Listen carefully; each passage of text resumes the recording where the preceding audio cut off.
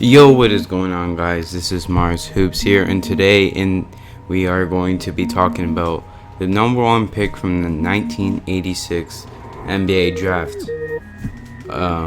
This person was a pretty decent player throughout his career, but I feel like he was one of the most forgotten first overall picks in the last 35 years, and his name was Brad Daugherty.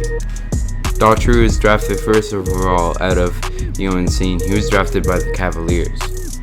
Throughout his prime years in 1988 to 1994, he put up a solid amount of 19.5 points, 9.8 rebounds, and 3.7 assists, 0.8 blocks, and 0.7 steals. Now, quickly before we move on, I just want to talk about the 3.7 assists. That's actually pretty good for a big man, especially in the 80s or 90s, late 80s, early 90s. That's actually really good because there was not a lot of big men back then who were passing the ball like that and averaging over 2 assists. Like most big men back then were staying in the post, backing down, and playing good defense and grabbing rebounds. They weren't really worrying about passing the ball. So I think he was a bit before his time in that point of his ability. But the 0.8 blocks and 0.7 steals is kind of pretty meh for a center. He 0.8 blocks. You would expect at least 1 block per game. But anyways, was shooting 53.1% from the field and 13.2% from 3, with the effective field goal percentage of 53.1% while playing 37 minutes a game. So the Cavs did play him a lot of minutes in his time in the NBA.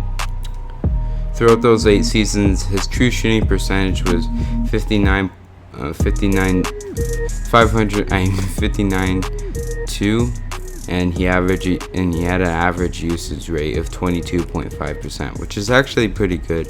That just shows that him and Mark Price were the 2 stars of the team.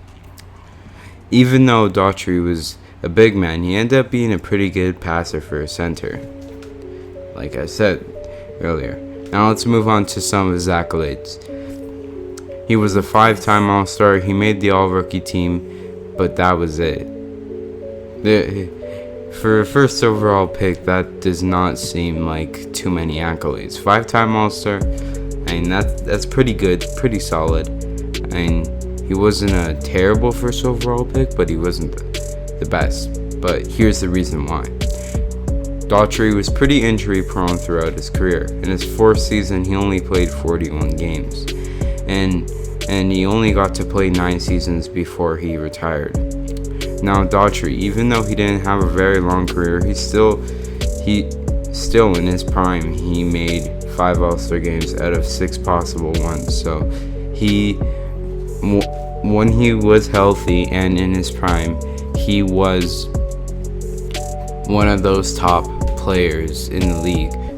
From his 2nd season to his 8th season, he only missed the All-Star game in his 4th season when he did play those 41 games. He was forced to retire because of constant back injuries.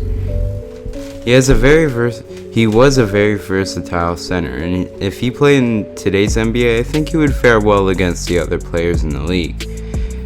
If he did develop more of a 3-point shot, I think he actually could have been an all-star in today's league, because in this league today we need to have, and the players need to have, at least a mid-range shot. But and most of the best centers in the league do have at least a 3-pointer. Like Giannis, I know he's not a center, but he's one of the best players in the league, and he even has a 3.